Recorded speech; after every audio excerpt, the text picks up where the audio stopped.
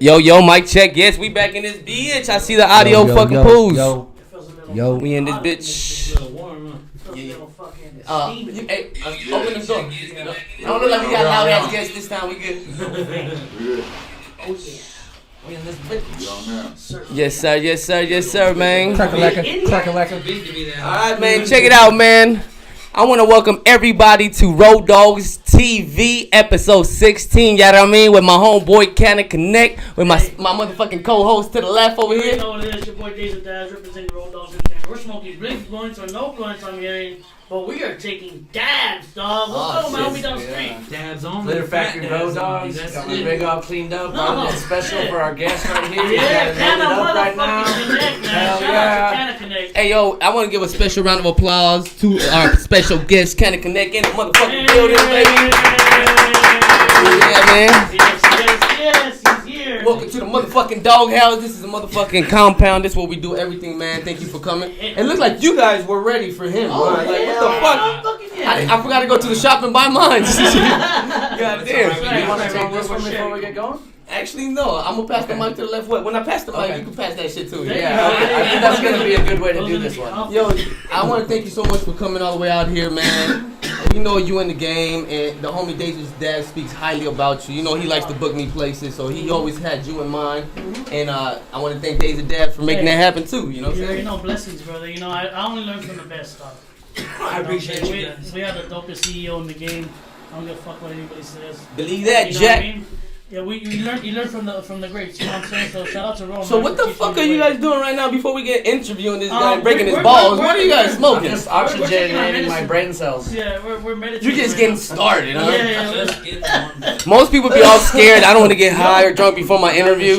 You motherfuckers. At Rowdoggs TV, you could be sober, but you're leaving fucked up. Hey, I don't give a that damn. shit. Secondhand smoke. Just sit in the room with us. You could ask Jay Valentino's nephew. He was higher than the rest. And then he take a hit. Let's fucking go. So what's up, JoJo? What's cracking, dog? Oh, we out here, man. I appreciate you guys having me out here today. Man. I want to say thank you from the 805 for letting me pull up with y'all. Shit, you Awesome. Man, I'm so jealous, dog. You're at Las Vegas, dog. Let's start there. Oh, Las man. Vegas. For the people that don't know what that is, can you give them a little rundown on that? Start with me. Shout out Las Vegas. Definitely was an epic event. Basically, Las Vegas is an art and glass show for all the glass blowers in the industry to get together and showcase what they got, what they've been doing.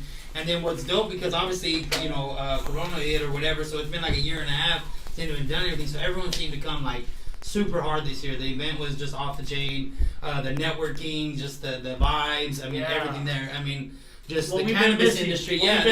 Basically, what hasn't been happening for the last few years. All the sessions, like real gatherings that, you know, what we really need just the vibes, you know. Awesome. I feel like I never took a break, man.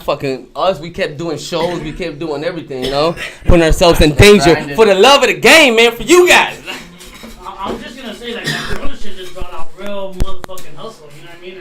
And we just, for some beautiful reason, we got connected and we kept going, bro. Yeah. We kept going, bro. Well, when you have your own compound, you're able to record and do your own stuff, so.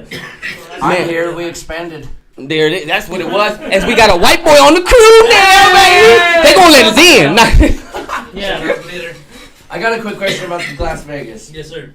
Describe the best piece you saw. Wow. Oh man, shit. And we're not talking about a dime piece, bro. And it should take you a minute, because I know you've seen some badass shit there this year. I don't know if I could say just one best piece, because there's so much different amazing pieces, but there is one artist that I really like. That's gonna be probably Hick Dog and like Windstar Glass, and they created this big old, like, I mean, I don't know, 2-foot dragon out of glass. Oh, yeah. Tell me you got some pictures. Of course, yeah. I posted You put on the story. I see that shit. Putting it, like, I've always had a thing for like it. dragons and like the Asian culture or whatever. Well, you know what they call glitter, right? Oh, what's that? They call him the white dragon. So, you know. They be dragging these nuts all over these. Wow, white warrior over here. Yeah, so, but yeah. Someone's got to put up with all these guys. Yeah, that's alright. But, dope as fuck. Coda's fucking laughing. Shout out Coda. Shout out Coda the barber. Yeah. He's over there. We got two coders in the building. Our coder, then we got Coda the barber, the people's coder. We got twins today, everybody. The coder that was laughing. Now got Fade on the right side. Back to the dragon and that. You know, what was the price of that piece, bro? I think you were looking at close to 30 racks. What the fuck? 30 racks. 30, you guys don't want to just bring it back to a fucking Apple? Can we just bring it back to the free Apple and just... Apple, huh? You know, where's the switcher? God damn, 30,000 for a rig. For a fucking rig. Yeah, but but when you look at it, it's more of the art of it. Yeah, it's the art. It's not just about it's buying a chandelier. The chandelier. You know, it's a $30,000 rig that you're not gonna use because it's like if you got a dope ass lowrider, you're just gonna have it nice and clean right there sitting. You know what's crazy though? A lot of the homies I mess with, they got these rigs and it's almost a rule they gotta use them. Oh, it's like, bro, we be smoking out there, bro. Like, really hitting out of stuff that's 10, 20 racks. And okay, I'm left out, man. Put me in the game. Put me in the game. Ready? Put me in the game. Put me in, keep talking. Yeah, put me in, coach. I'm gonna hook him up though. I'm gonna hook him up the right way. I'm gonna tempt you. Oh, see, I got my tools. He used those words, but he's like, make sure you get a good day. I'm not gonna kill you though. All right. I ain't fucked up like just know I don't smoke like that, man. I ain't trying to be one of them rappers that fall out. The show, Bobby. Yo, so I just want to give a shout out to Waxmate, man. They sent us straight from Canada. Yes. Shout out to Waxmate. Shout out to all our sponsors while we're here, man. Shout out to fucking Hash Wraps. Hash Wraps. The food. We got After Genetics. We got Collectives. You know what I mean? Everything. Everybody, bro. Shout out to everybody. You know, we love y'all, man. For real. Oh wow, what's going on here? So I think we tempted. Okay, I want a nice done up one when you bro, this is show me how it's done. So, Dog, this is showing me numbers over here, bro. Yeah, so we make sure we temperature. Yeah, he's giving you. Put me on fucking easy mode. Yeah, I'm gonna get you on starters mode. Beginners. That's probably good. So it looks like this is part of your game right here. You know, the wing and the street. Joe, talk to us about your company, brother. That's we'll take some major. Well, I die and choke. Because we want to make sure you don't get a hot one. Yeah. Talk that shit. I've been doing shows for about 5 years. I started out in the orchard out there in Santa Paula. That was an amazing time out there just to grow. But what really happened is my knowledge in cannabis grew. There you go, my G. That's all you right there. Oh, wow. Just This looks like a skillet. Just inhale, bro. Oh, yeah. Put the spinner cap on there. Turn the cap, bro. There you go. Oh, that's right. All right, ladies and gentlemen, everybody say goodnight. That's right. Man down. I told you. I'm gonna slide under here real quick. Babe, come in. We killed him. Out. Yeah, that shit got my ribs, bro. Joe, I remember when I first. What happened? We came across. That's what happens when being fucking. You trying to swallow the whole shit? He threw you the alley-oop. He's dunking it. I thought you were like, here, I'm done. So I was like, all right, I'll see you. Yo, so Jojo, I remember when we first crossed paths, and we were talking about this just the other day. It's Friday Night Sesh, man. Yeah. Mom knows a lot about Friday Night Sesh. He performed there, you know. Yeah, I was one of the first performers. I helped them build their whole, music party. You know, shout out to the homeboy. He's been doing good. I started out there with Friday Night Sesh. My event started literally, I think, 3 months after Friday Night Sesh started. Okay. So we kind of grew together. Yeah. But I was in the 805. It was cool because Friday Night Sesh was, in the Valley. Yep. Saturday was Canna in the 805. And on Sunday, we go out to Secret Sesh. And that was the routine for years. Quite a while. Getting it, and... within that though, it really, I grew within the cannabis industry and had to decide what I really wanted to do. It was either put a brand out or put, herbs or grow weed or figure out. No more stripping, huh? No more stripping on the weekends. I've been selling everything since we were young, but the thing is that I got to really pursue cannabis. And I mean, to be honest, I was a salesman. I did electronics. I ran at a Sprint store, and then with cannabis, they was able to do sales for what you love. And someone told me you do something you love. You don't work a day in your life. Hey. Goddamn. I must have been jobless for 15 years because I love what the fuck I do, man. Now don't get it twisted. That doesn't mean there isn't stressful days. Oh man. But you wake up the next day loving that last stressful day you just made it through. Because you smoke just enough. That's right. That's right. Yeah, man. I want to know about the booking, man. How'd you start doing the shows? Like, so honestly, bro, I just did it straight handshake style, old school. I literally went to all the events, and I was never intimidated by anybody. I just went up and just made handshake relationships, and I just invited people out to the 805, and that's how I got started. Connecting, that's what it's CannaConnect. CannaConnect. Not Canna sit my ass down and wait for you to come and holler at me. Like if you look at my logo, it has chains in the C's right here. Yeah. And the chains was always my purpose. It was just to connect people. That's when I moved from LA County to the 805. Yes. There was no weed popping up there. LA was cracking with shops and everything, but 805 hadn't. So I wanted to connect people with what I knew, and that's what birthed everything, you know. And it just kind of went from there, and inviting people, and the thing was, I really stuck to cannabis though. It was funny because if you know, the Rowdoggs are yet to perform there, but it wasn't just the Rowdoggs. I really had nobody perform. Yeah. Because I had a policy. People would come and be like, I want to perform. I'll be like, well, I'm really not doing that. We're focusing on the cannabis. It was cannabis, and that was it. And I used to tell people one thing. I'd be like, there's a show on all these tables. If you're not here for that show, you're really not here for the right show. Yeah, for the right reason. But then it evolved. You know, we started doing performances as it grew and things like that, and you were able to do. But you know, really, it was all about the love of cannabis, and that's what really spawned everything. What I've been doing now, and now. You know, it's grown so much. Yeah. Well, yeah, music kind of natural. Building your brand, and then you take it to different. I didn't want to make it to where I was focusing on this because I realized that a lot of the events, the stage became the mainstay, and it really took away from the cannabis, you know. Exactly. And that was something I realized, so I always tried to shy away from it. But you know, definitely nowadays things are a little different. Cannabis is more open, and we got big stuff coming, and we're gonna do performances, and you know. That's why we're here with the Rowdoggs. You know? It's about to go down like James Brown, man. Shit. Yeah, man. You know, when we perform, it ain't just going up there on the mic, man. We be giving out shit, motherfuckers. They be doing backflips. Man, you know, we got all kinds of choreography. We still working on that. All that. We need all that up there. Bro, you know how we get. Yeah. But man, hey, so I have a question. You know, and people, if they don't know who you are or done, this is one of the things he actually made happen. That no one's really made happen like that. He brought motherfucking Be Real to his show, bro. Oh, that's fucking dope. Like, you know, that's... He don't come out the house right there, you know what I'm saying? Nah. Come out just for anything. He don't come out for nothing. You know what I mean? So, and I was able to do that. Yeah. That was a big thing in my career. You know, I did a lot of shows. I was averaging, 500 to 1,000 people twice a month, and I was really rocking.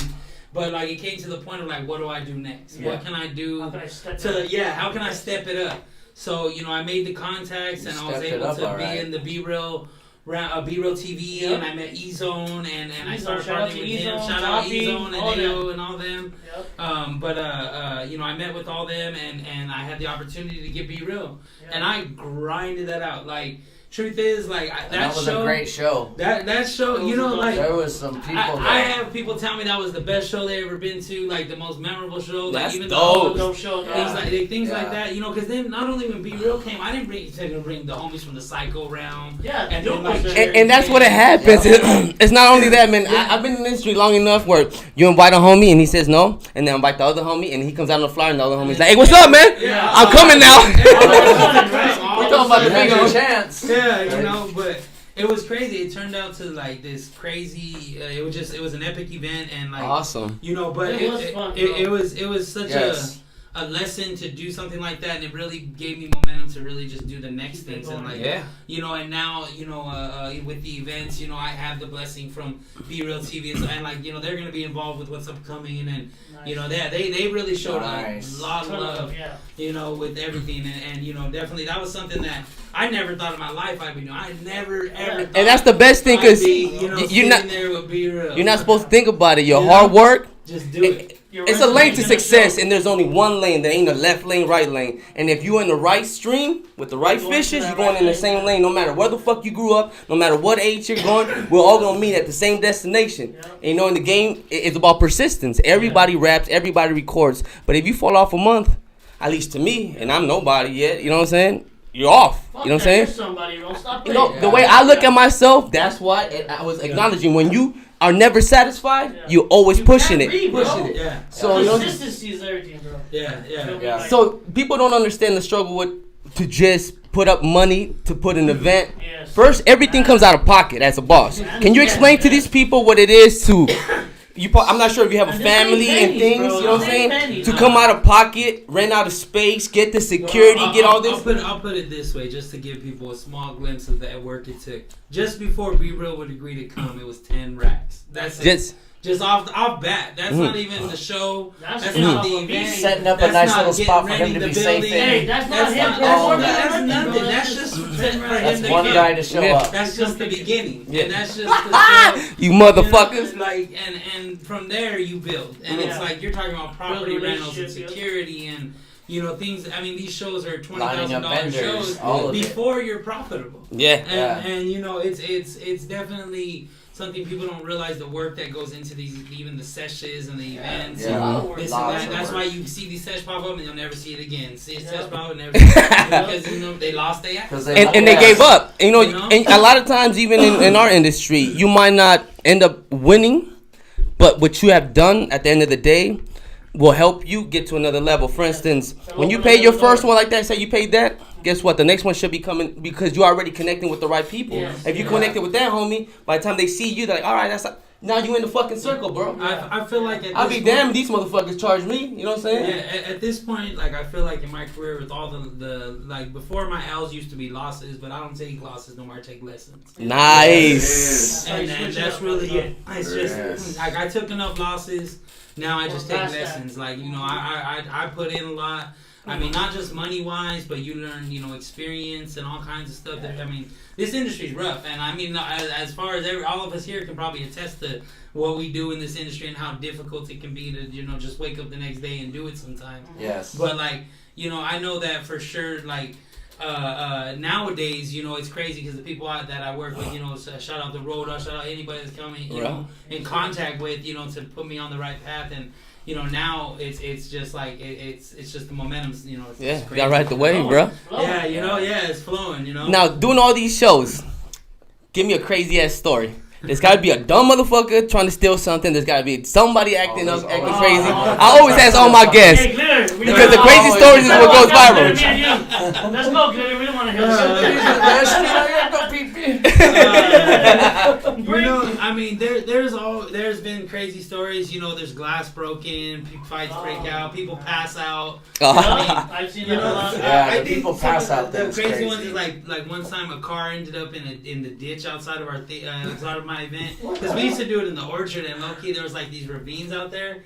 Now, mind you, I guess the person just got went too far or whatever. Next thing you know, we hear the car's outside in the ditch, and so you know we trying to keep it cool. We're trying to be like, all right, we don't want to call the cops and everything like that. So we're out there, you know, the homies get the big SUV truck and Smoker Town. Let's all do this shit together. The homies like, oh, we're good, don't trip. Yeah. And it was one of those things where the homies like, oh, thank you for my bumper, but I'm going home. That's tight. Hey, we got him out the ditch though, but it was cool. But you know, I mean, like, there's man, I countless. You know, fight. Like, guys tried to steal before and definitely got served up by security. As they should. Yeah. Always by security. Oh, yeah. Always by security. But as a weed community and as a community, as music entertainers, we hang out with blacks, Mexicans, and everything. Gangsters from enemies and everything. Everybody. No, I'm just saying that everybody should have a mutual respect. You feel me? Because if not, like when I do my parties, luckily, I had security many years, but luckily nobody gets out of line. But it's to the point where somebody gets out of line, we locking this shit up like Suge Knight. You're not leaving. You're not leaving. Lock the front. You have to be stupid. Now everybody should be whooping that ass for ruining everybody's day. Like I told you to leave, now you can't leave. You're getting Eastside Boss excited. I know. I've been waiting. Tell me when to go. Shout out to Surge Girls 818. Shout out to Bringing Rap Back. Shout out to Fade. Everybody logging in on YouTube, commenting. Shout out to Fade. So, okay, that's a little bit, man. Yeah, and you know what? That was a dope show, man. I got to kick it with B and everybody, and we smoked. I believe we were smoking hash wraps. I rolled a couple blunts. That was the first time you introduced me to Duke. Yeah.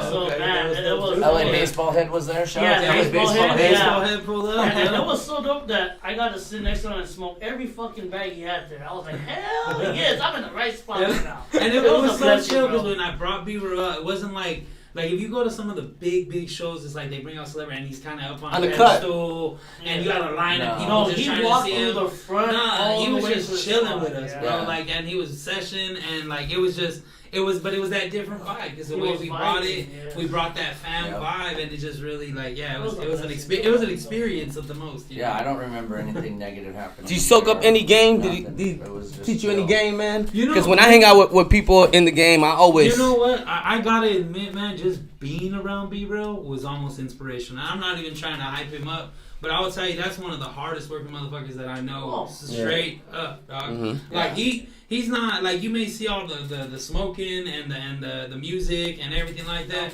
but that motherfucker wakes up at like 5 a.m. every day and works till. That's why he's still relevant. That's why he's still relevant. And so definitely, and it was crazy because dropping out. working with him made me had to be on my toes. Like it's like, bro, if you ain't doing it on my schedule stuff, then you're not working like the right way. And just definitely being around that element really makes you realize sometimes how much you're even slacking, like with all the stuff you ain't doing, definitely their team is crazy, but they're also humble. They're not like they're very fucking cool. They're not bougie or nothing. They just definitely working with them was definitely a big learning experience for me for sure. It was a life changer. Put me on a different path as far as what I want to do next. So for CannaConnect, man, what sparked it? What was it? Was it hanging out with the homeboys? Was it not having it that you wanted it all? What was it that sparked you to be who you are today? You feel me? So like I had said, when I moved from LA County to back home to the 805 because I've always been back and forth, mom and dad, mom 805. Dad 805, mom 661. But when I went back home, there was no weed stuff like LA hadn't popped. There was Secret Sesh already and dispensary on every corner. If you ever went to the Valley, there was 37 dispensaries on the same block. It was pretty crazy when 215 really spawned off.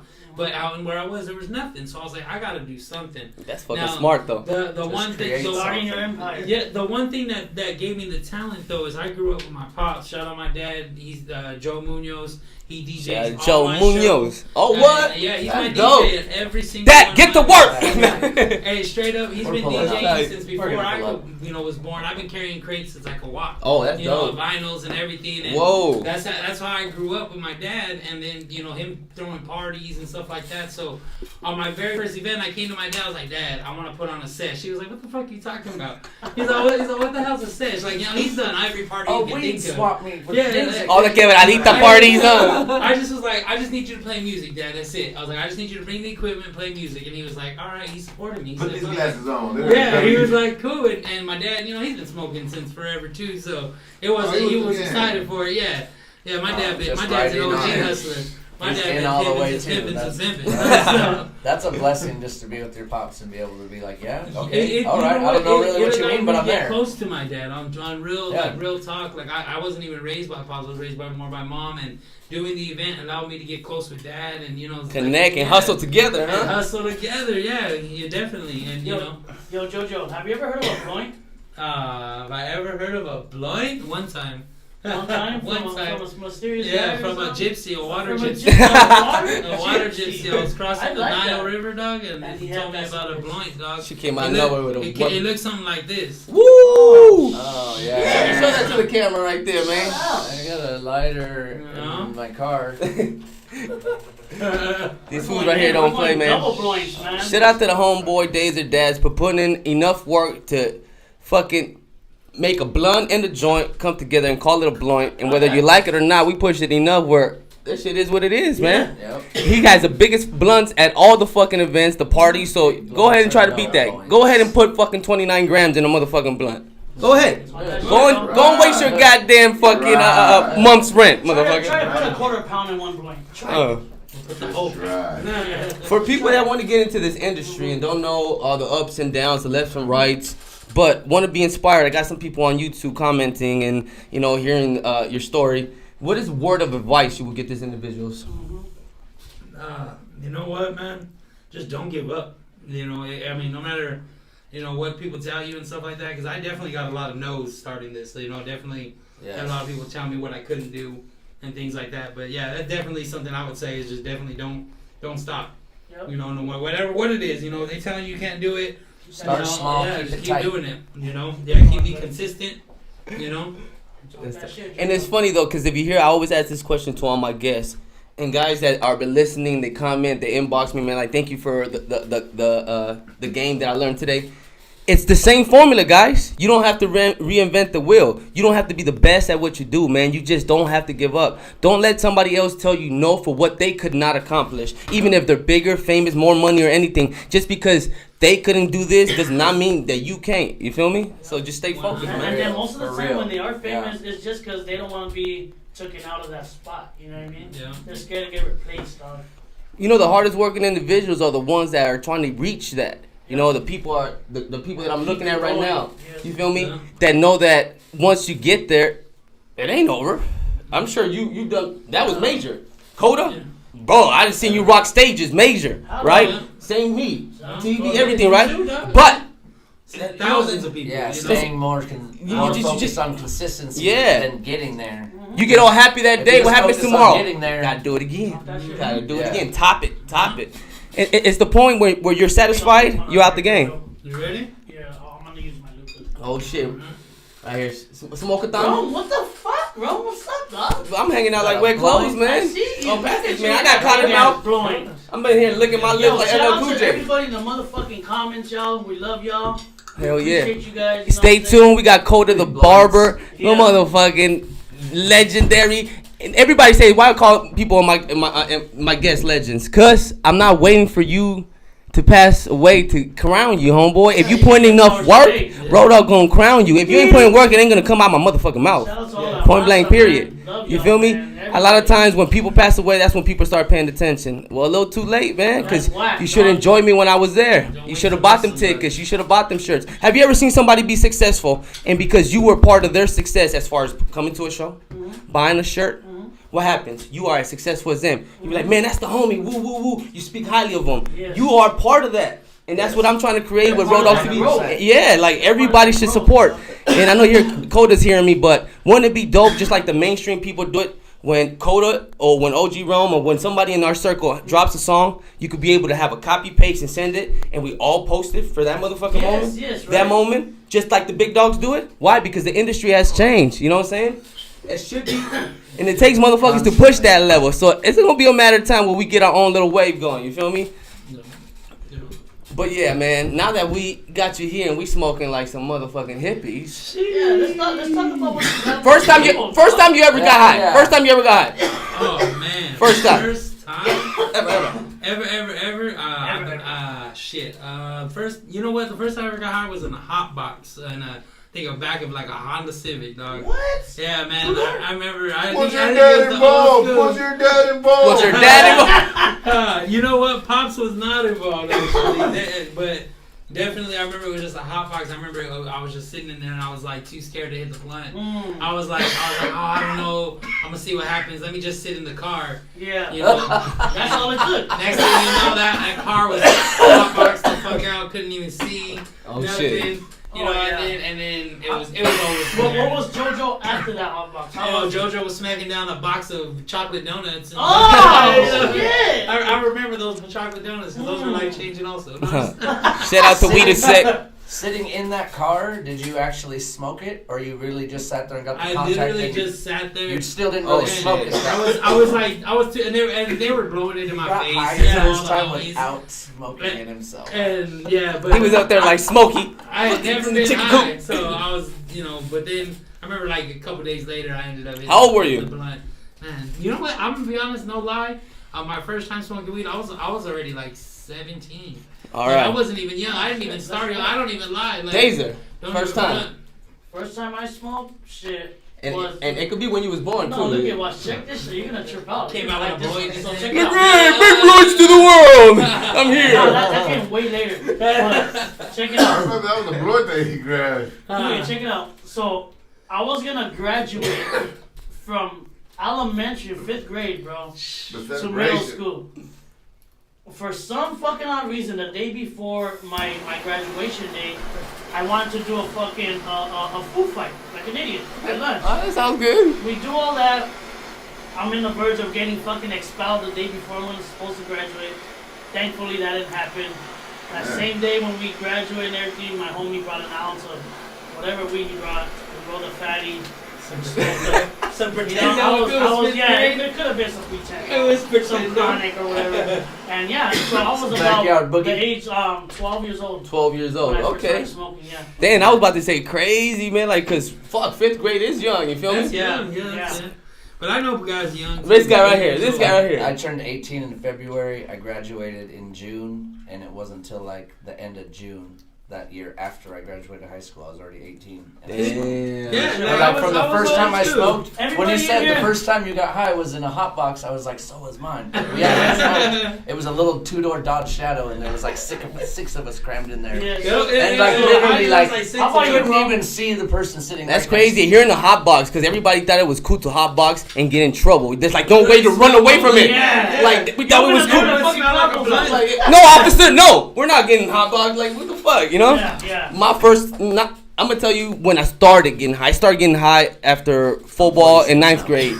You know, I had a homeboy from New York. He's like, man, let's get high. And I play sports. I'm not with this shit. You know what I'm saying? I like to work out or whatever. And I tried it. Then I walked all the way home staring at the ground the whole fucking way. I'm like, okay, this is my shit. No, but the first time I ever got high, my family comes from a drug business. So I was 7 years old. I like how you said that. You know, 7 years old. And in the 80s and 90s, everybody's selling crack. This shit's typical. Everybody's hanging out in the front. And my sisters were all smoking, and I just got in the mix, woo-woo, and they were stupid enough to give it to me. Oh, they're all and then ever since then, I would be like, hey, yeah, you're getting high? Yeah, let me get it. Grab it, and I'd run and throw it away. I was like I was trying to always save them and shit, but I got high once, you know? Yeah, that's right. But, yeah, 15. Okay, so, if you have you smoked with any of your parents, and who was the first one? Fuck, yeah. Well, that was Pops. And Pops? I'll never ever be able to smoke with Mom. Mom and stepdad are to this day evangelists for the church, and definitely they it's nothing wrong. I believe in the God thing, and that's how I was raised with them and everything like that. We love Pops. Yeah, no, but you know what? They be using all the creams now. Next thing you know, the balls. That's medicated. My parents That's are how it all started. Talk I got some about it. aches and pains. Well, I got the stuff that works. I got the stuff that works. Mine was my Pops, and I put that motherfucker to sleep. Yeah. Yes, I did. Every time I smoke with my dad, that dude just passes out. Yeah, he goes. Shout out to everybody on YouTube commenting, man. Ali, Alva, Everybody. Gruesome, we got We the Sick, we got Serge Girls 8 and 1 8. We got everybody out there talking shit to each other. You know We the Sick's in there talking shit. Here, fuck you, motherfucker. There he is. I still blaze oil off the foil to this day. Yeah. You drink. You're like joking. This whole one was a piece of foil. Oh wow. Man, I want to thank you so much for coming out, man. Do you have any shout outs to anybody out here, man? You know, shout out my team, shout out everybody that works with me, the Good Vibes Tribe, and everyone that's always supported it, and everyone, you know, the Rowdoggs, and What's up? you know, definitely Dazer, man. I do appreciate all the support always, bro. You know, Rome, definitely. You know, Glitter. You know, straight up, just thankful to be here today with you guys, and you know, chop it up with you guys. Yeah, no, you earned this, motherfucker. I appreciate it, man. Yeah, no, definitely. And it's to the point where, bro, you doing a big ass show. You call me, I'm connected to everybody, man. Everybody got their hand out, man. Yeah. And when you connected with people, well, it's gonna when it's gonna be this much for you, it's gonna either be this much for me or this much for me. You know what I'm saying? So just, you know, hard work. As far as, you know, hard-working individuals, that's why we like to help each other out, man. Yes. The event you're working on, is that pinned down, or are you still just waiting? So I'll give people know that my next event is going to be a licensed permitted show in the city of Ventura. And I don't want to, you know, count your chickens till they hatch, because I still am building it. But this is the first time where it's going to be 100% on point, but it's going to be something that is necessary for our community, and it's something that's going on in other the states. city's knowledge. Yeah, and yeah, exactly. And the city wants it. They want it. It's not that they don't want it. but they just need the shows to be done properly. And Yeah. And Safety that's all they ask. They just want their cut. That's all. They want their chips. They want it to be They right, want but you they to really make want your their money so you motherfucking can give them their money. Awesome, awesome, man. Well, for the cities to back it, they want to be able to promote the safety of them too. So, Exactly, because and I know you can do cannabis that. is out there now, and Awesome, yeah. it's definitely something that is becoming more accepted amongst the businesses and things like that. And so with what we got coming, I can't wait to show you guys what's coming next. It's going down like James Brown, man. Can we get a round of applause for the homeboy CannaConnect coming to the Rowdoggs TV, baby? Thank you. Yeah, let them know where they can find you at, bro. Yes, let's And you go. can find me on Instagram at CannaConnect 805, or we got the Facebook JoJo Entertainment. Always tap in. We definitely got stuff popping all the time. We're the Good Vibes Tribe. We're out on IG just doing it up. Shout out. And all the fam always support. There it is. Give me your home address and your social security while you're at it. Alright, that's That's what's Oh, up, man, thank you Dog. so We much, appreciate man. you, dog, for real. Thank you for coming out, man. Thank you. Keep up the good work, dog. You already know what it is, man. Thank you. And those dabs were sweet. Awesome, man. Nice. And in case you don't know, now you know. Ain't no business like road dog business.